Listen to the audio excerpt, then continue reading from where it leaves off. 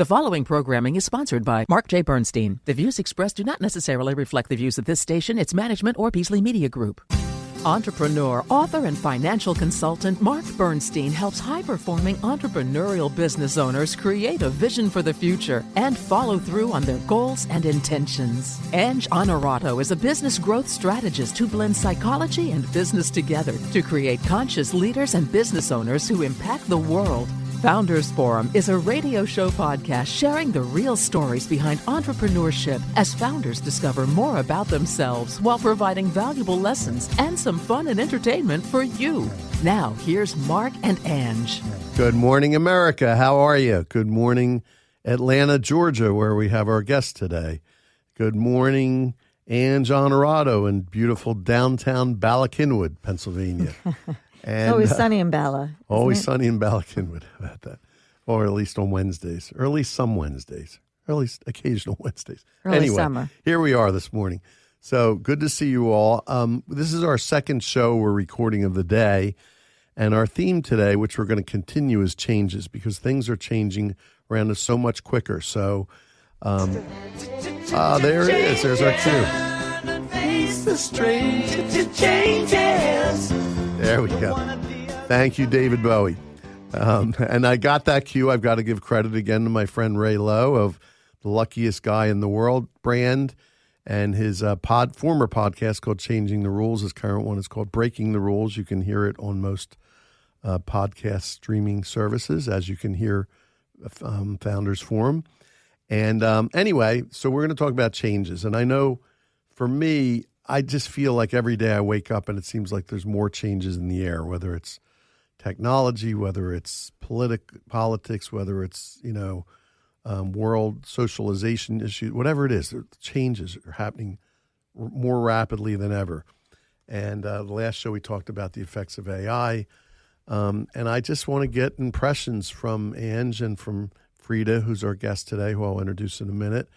About how you're experiencing change right now and what it will have you do. So, yeah, different from the show this morning, when I think about change, I read something a year or so ago that said, in the Industrial Revolution, it took 100 years for massive change to happen. And then we got that down to, about 32 years. And now it's down to 7 days. And so when I think about that, it's reminding me the change in our work and our lives, but it's also just in our humanness, right? It's almost like, oh my gosh, how did we even get to where we are all of a sudden, right? And how do we adapt to that? And how do we catch up to the rate of change, I think is the big thing for me right now. How do we absorb it? How do we catch our breath, I think is a big area where I'm at right now. So you've got more questions than answers. Exactly. Got it. I guess my perceptions are questions. Yeah. And I get Socratic that. theory. I get that because I feel like the same way. It's kind of like scraping and clawing to kind of keep up with it a little bit. Freda, what are your thoughts on change and changes? And just shared kind of lays the foundation in terms of how I think, because with change, there's such great opportunity to explore the new, right? Because change just leaves the door open for opportunity, new thought, engagement in a different type of way, because there's just this influx of things that are unknown, unparalleled. And what it's causing me to do is ask the questions about where do I want to be when I see this thing take its full circle, its 360. And where I'd like to be is on the positive end of change. Knowing what I know of you, Freda, you will be on the positive end of change. And let me Thank you, Mark. So Freda and I have gotten to know each other over the last few months. And I will say from LinkedIn. So all of us met on LinkedIn. And many of our guests come from people we meet on LinkedIn, which is kind of an indication of change. It was this thing that's out there for years, and it's, I've been on it for many, many years, but only recently have I figured out how to connect with people in a positive way and for good. And one of the good that comes out of this is I have a manufacturers group, and I connect with a lot of people on that on LinkedIn. But Founders Forum radio show is really an outgrowth of connections from LinkedIn. and a lot of great relationships have been made as a result. So I just wanted to say that. So let me introduce you to Freda Thomas, who's MBA, CPC, ACC, CPRW, and ELI.MP or ELI.MP. What is that one? ELI-MP. MP. Dash MP. Yeah. ELI-MP. So Freda is a consultant, and she's here, I should say, though, because she has a distinguished entrepreneurial career. So she's a coach who has been an entrepreneur and decided to use what she learned in her entrepreneurial affairs. And she holds 2 distinct coaching credentials certified by both the International Coaching Federation and the Institution for Professional Excellence in Coaching. Additionally, she holds titles as a New York State Certified Business Advisor, Certified Professional Resume Writer, Energy Leadership Index Master Practitioner, and she's recognized as LinkedIn, there he goes again, top voice in career path planning. Freda excels as a corporate trainer in HR-related disciplines, offering expertise in career and professional development. And beyond training, she provides personalized one-on-one coaching for career professionals and strategic counsel to high-growth enterprises, facilitating their scalability and success. Notably, and this is to me one of the most impressive things, Freda has proudly served as a business advisor for the Goldman Sachs 1 Million Black Women Black in Business program, showcasing her commitment to fostering success in the business community. And Freda is someone who stands out as a true winner, making impactful contributions to individual and corporate growth. Whew, that was a lot. That's a mouthful. Take a drink of water here, Mark. Boy, That's right. this woman's career No is wonder I'm tired. Wow. And she's only 30 years old, and she's done all that, or something like that. Changing a lot. Anyway, so I am very interested. I want to hear about your growing up, because one of the things that you grew up in a very interesting church in Atlanta, and you grew up with a very interesting set of parents, and that influenced your earlier career choices. And so let's start with that. Let's talk about that. Sure. And I want to just say that while Atlanta is where I grew up, I reside in New York City. I know, that was my mistake. I know, my mistake. Thank you for that. Yeah. So New well, York with your background on Zoom, I can't tell where you are. It doesn't look like New York City to me. So anyway, but you're right. I realized that as soon as I said it. Sorry, Freda. Yeah, no worries. And why didn't you come down to Philly? You're so close. You should have come to Philly. I'm coming. Oh, we you're talked coming. about I know, that. not today, but you're coming. All right, good. I want to meet you all in person. Need to do that. We'll do it. Absolutely. Yeah. Go ahead. Yeah. So growing up in Atlanta informed my character in so many ways. My mom and dad joined Dr. Martin Luther King Jr.'s father's church in 1942. And I was baptized in that church. So when Dr. King took over the civil rights movement, he was spearheading a church in Selma. However, it made sense for him to be in Atlanta, to have that be the headquarters for the civil rights movement. And his father was getting on in age. So Dr. King Jr. took onus of being the pastor.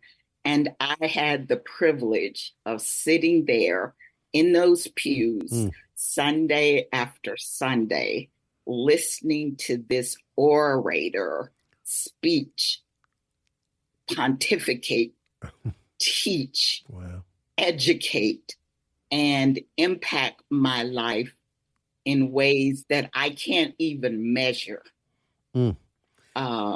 Yeah, we could stop there, and it would really be pretty profound at this point. Yeah.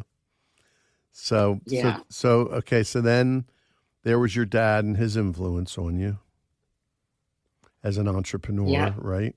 So my father was an entrepreneur, imagining a Black man in the South owning and operating his own business. And what was so unique about it, I would almost say novel, but in Atlanta at that time, it was not novel for Black people to own their own businesses. It was actually quite common. My father was a man of trade. He ran a candy store for a Caucasian man on Auburn Avenue, where Dr. King's church was. He went back to school and learned how to tailor clothing. And one of my favorite stories, I think I shared with you, Mark, was going with him to a fine women's store. Yes. He actually made a mink coat from pellets. And I went with him to this fine women's store to fit this Caucasian woman with her mink coat. And I was about 6 or 7 years old. Mm-hmm. And I remember going up the side of the store, these steep stairs to the back of the store because we couldn't go in the front. But I'm a little kid. All I know is I'm on an adventure with my dad. And he and I are literally in the back of the store, in the dressing room. I'm sitting on the floor playing with scraps of mink while my father is fitting this woman with a mink coat. That's I'm sure, very impactful, very memorable experience. Talk about an imprint on your upbringing. So from there, yes. So you went to school and you started some entrepreneurship. So tell us about from that point on what happened. Yeah, well, I mean, being around someone like that who just built things from his hands really informed me of the possibilities of life.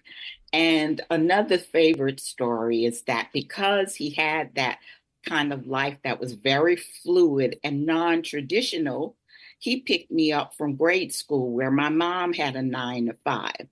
And when I got home, my favorite snacks were on the dining room table. Nice. And if they weren't, my dad would say, "Baby, what do you want for your snack?" Right? And in my young mind, I thought, whatever you have to do to have the kind of life where you could have your snacks whenever you want, sign me up for that, right? So having that influence and that picture embedded in my life of possibilities, right? Yeah. I came here to study at the Fashion Institute of Technology, and I was fortunate enough to meet people working in theater and film. I built costumes for shows like Savion Glover's Bring in the Noise, Bring in the Funk. I worked on Broadway as a wardrobe person. I worked with the Negro Ensemble Theater, Samuel L. Jackson, before anybody knew him, in the Soldiers Play. Denzel had just left the Soldiers Play to go be a movie star. And many other people I had the pleasure of working with. From that, I started Alvin Ailey, I believe, took dance company too. Yeah. Wow. Yeah. And I also, so crazy, I was going on the road to work with the production to be the wardrobe supervisor, gave up my apartment because I was going to be on the road for 6 months, went to stay with a friend, and that production just did not come to fruition. I'm out of work. I'm staying with my girlfriend and her 2 little boys.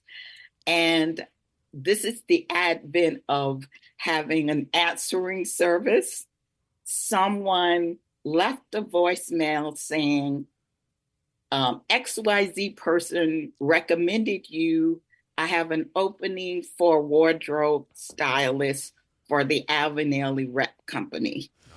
I interviewed with the stage manager. She happened to be from Atlanta. She was like, "If you want the job, we just hit it off." And I toured with Ailey all over the U.S., the French Caribbean, and I did that for 6 months. Fascinating. And now that led into, I think the greeting next thing, cards. greeting cards, which, I'm very interested in because that's a business I grew up in, and we've talked about that. Yeah. And because I just mentioned it, I may have mentioned this to you, but my father serviced all the stores around Philadelphia, little corner stores and drugstores and things like that. Totally. And depending on the neighborhood, he had to be heavy. He was one of the first distributors, I think, at least in this region, into cards for African Americans because there were the neighborhoods that he worked a lot in. So Right. it was So and I know it's similar but different path to where you went with it. So tell Yeah. us about that. Yeah. Yeah. So as a result of being with the Alvin Ailey dancers, I would just do illustrations. I would take the scraps from the costumes, put some glue on it, and they were like, you need to take these to stores. So the first place I went was a place called Mart 125 on 125th Street in Harlem.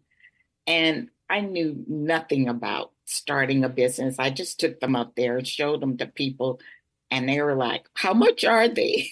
And I was like, $2. And so I started this wholesale business, which I ran for 10 years, did high six figures, had 12 employees, sold to Target, TJ Maxx, Nordstrom's, Marshalls, Macy's, had distributors in Japan and London selling my product. How many people did you have ultimately making the cards? You obviously weren't making them yourself at that point. Yeah, so I hired art students from Pratt and Parsons. My office was on the Brooklyn Navy Yard, so those schools were close enough that they could just walk over, right? Perfect, yeah. And the people, and also fortuitously, the cards had fabric appliqué to them. Initially, I was doing everything by hand, but there was a die cutter on the Brooklyn Navy Yard. He made the shapes for us so we could start manufacturing. We used spray adhesive, and my student workers would come in. We'd have our little assembly line. One person would spray the cards. The next person would take tweezers and lay the fabric down on the card. So probably, Mark, a total of 7 part-time students. I had 4 full-time students, and the remaining 8 were sales reps from throughout the country. And by the way, if you translated the dollars and revenues you did to today's dollars, that's several $1 million of revenues a year from that little idea, right? I mean, that's pretty impressive. That? It's something. And by the way, I think that's a really good chance for us to take a quick break. So we'll be right back with Freda Thomas. Feeling stuck in your business or career? Dreams of growth seem distant? It's time to break free and meet Freda L. Thomas, your certified professional coach and growth catalyst. For 18 years, Freda has empowered businesses and individuals, guiding them through frustrations to success. Whether you're a business owner struggling with operational costs, Freda can help you slash them by 300%. Feeling insufficient? She'll help streamline your workflows and boost productivity. Facing stubborn challenges? Her proven problem-solving programs will pave the way. Want to build a dream team? Her comprehensive staff management systems are the answer. Need to skyrocket sales? Her powerful training programs will get you there. Or are you professionals feeling undervalued and stagnant in your career? Freda helps career professionals overcome limitations, providing tools and techniques to identify and eliminate roadblocks holding you back, craft a compelling career vision that excites you, develop the skills and confidence to achieve your goals, land your dream job, or advance your current position. Don't settle for just okay. Invest yourself in business with Freda L. Thomas. Tune into Founders Forum to hear her transformational stories. Unlock your full potential now. Visit consultflt.com to explore Freda's magic touch and launch your business and career to the next level. That's consultflt.com. Remember, consultflt.com. And we're back on Founders Forum. As usual, our time is going by quickly, and we have maybe 10 minutes or more to talk to Freda Thomas, so we're going to get right into it. Freda, obviously you learned a lot. Like we've been having this conversation lately that being an entrepreneur is not it's not a smooth ride. You know, things happen along the way, and there's struggles and challenges. What happened? What challenges did you have, and what did you learn from being an entrepreneur? Sure. So the challenges I had in the greeting card business, people stopped buying greeting cards. I know that They one. started making greeting cards, right? And with that being my first real and true business, I should have given up a lot sooner than I did. And quite frankly and openly, I stayed in it much too long because my identity was so tied to it. And as a result of it, not only did the business fail, but I failed to the point, Mark and Ange, at one point I was living in my office. Now, mind you, they turn the heat off in the winter at 4:00 because this is an industrial complex that they turned into an office space. So what I learned from that is it is so essential to be able to recognize when you need to let it go and figure out how you can reinvent yourself and or pivot. So recognize change. That's what we're talking about. See it coming and, Yes. and react to it and do what you need to do. Yeah, so Excellent. it's not just about recognizing the change, Freda, and thank you for sharing that, because I don't think that I don't think even entrepreneurs of the world does enough of that and say, well, I learned a couple lessons, but to be very vulnerable and say, it was an amazing thing that you started, and then not recognizing when to get out of it. And we talked earlier today about this idea of having the vision, right? Being able to, we don't know what the future will hold, but just being a leader, an entrepreneur that has a mechanism in the way that you might see what might be affecting me, my work, my business, what's needed in the market, all of that. So what I'd like you to talk a little bit about, and you and I obviously have a very similar background, different journeys, but the same kind of work, right? So very diverse backgrounds and what we do today and how you work with leaders and things of that nature. So tell us a little bit about, in that mindset of how do you be visionary? How do you help people get out in front of their careers, their businesses? What's the approach that you take that helps people understand that? So one of the things that thank you for the question, Ange, because I think this is so important within the context of the kind of work you and I do. One of the things that I am imploring my clients to do is to figure out where they fit within the context of artificial intelligence.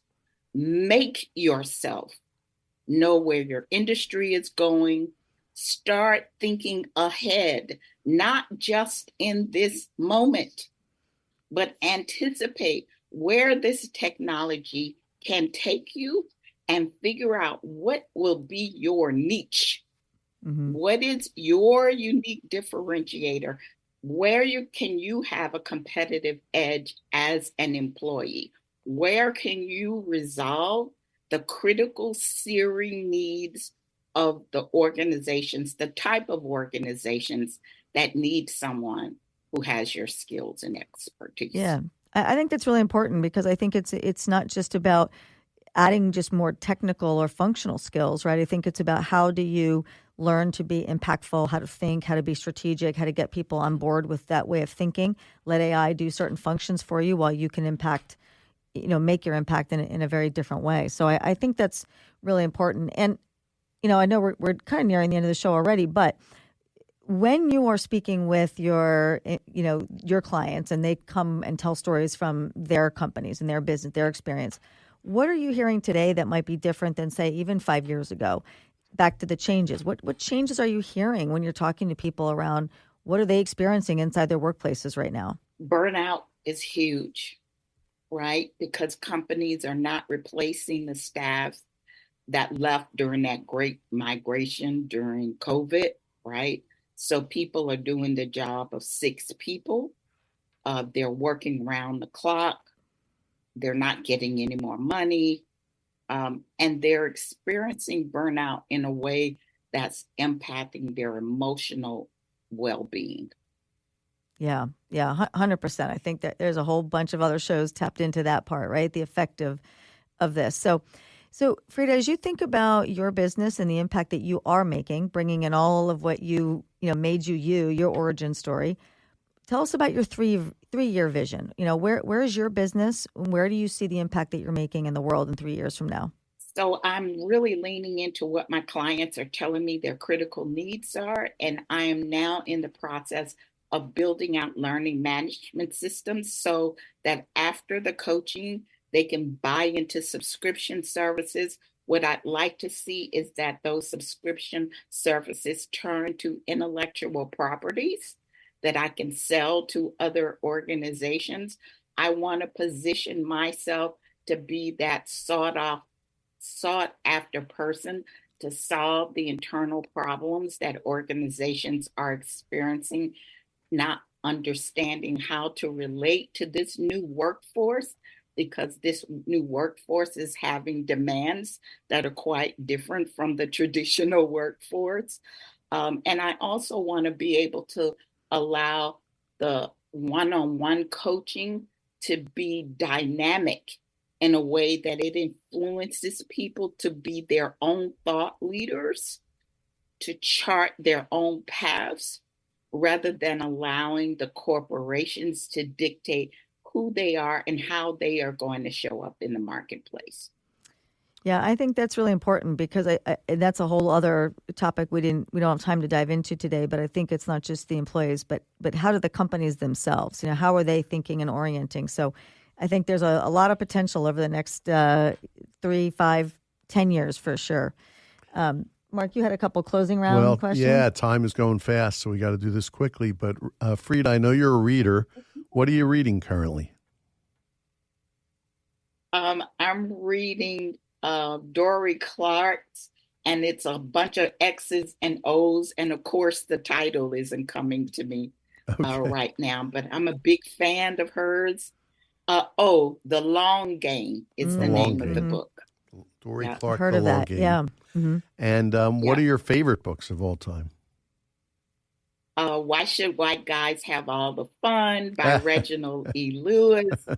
That's one of my favorite. I want to books. read that. I want to find out what fun I'm missing. Anyway, go ahead. Add that to the list. He's my hero. I mean, he just reached such heights, as a successful Black man. And the other book it's not a business book, by Zora Neale Hurston. Their Eyes Were Watching God.